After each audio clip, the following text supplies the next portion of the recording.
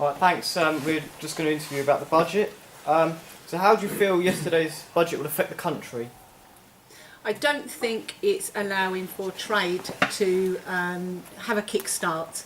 I think that he's taken with one hand and taking something from one hand, and then actually giving something with one hand and taking it back with the other.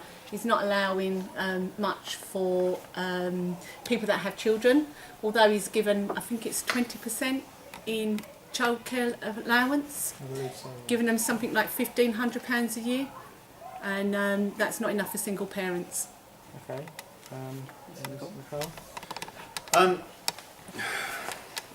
It's very, very difficult because we have a huge deficit in country spend. We've really got to pay back this debt, and they are doing that. The one thing that disappointed me was that they're highlighting money for housing, but they're not doing it right now. They've talked about how much money they're going to spend on housing in the future and making life easier for the builders, but they need to subsidise housing immediately because we have a desperate shortage of housing. Those are the two things that grabbed me yesterday. Okay, Mrs. Fitzpatrick. The question was, sorry, the budget. I was listening to those two. How do you feel yesterday's budget will affect the country? I think it's interesting. I think there's a big focus on the new builds, and as someone who's currently trying to sell a Victorian property, I would rather it wasn't just the new builds that they were focusing on. I think it would be good to get the housing market kick-started, but as Miss Allen was saying, the fact that it's being underpinned by the government is somewhat concerning. I mean, it was the subprime mortgages that led to the big problems with the economies in the first place, so I would rather that they weren't then basically doing a very similar thing now blatantly with my money, rather than the banks making the mistake and them taking my money anyway. That's right. And I think the other thing, what Mr McColl was saying about the deficit, when the Conservative government first came in, they actually, for the first 2 years, they actually did bring the deficit down. But for the last 18 months, it hasn't moved anywhere. It's become nothing at all. Okay, so do you feel that this in any way will affect you?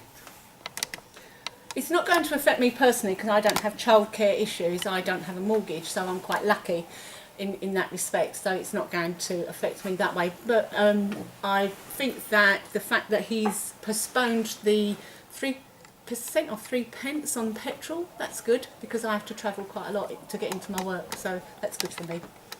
Mr McColl? Yeah, I would echo that. I have a 70-mile round trip to work. I live in Ipswich and work in Braintree. So yes, anything that's in the right direction on fuel duty. And the fuel duty is a massive national scandal anyway, because the price of a barrel of oil has gone down by 40% in the last few years, and yet fuel has continued to go up. The fuel thing is definitely good news.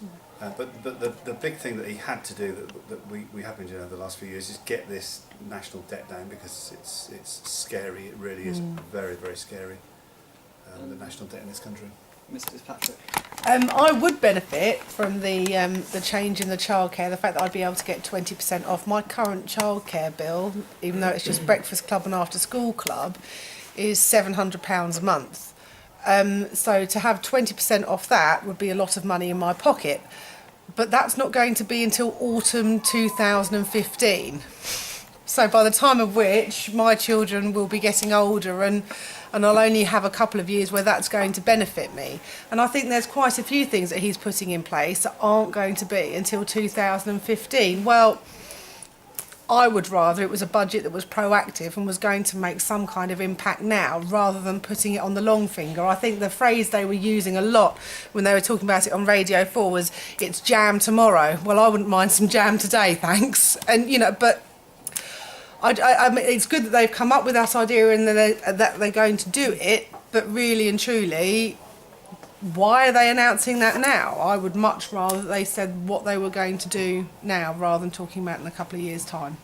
Yeah, I think just to echo something there, because of the amount of people that are in poverty in this country now, especially those one-parent families and people like Mr Patrick with a husband, two working wages going into a home, children to support, it is needed very much because the childcare in this country is far, far too expensive.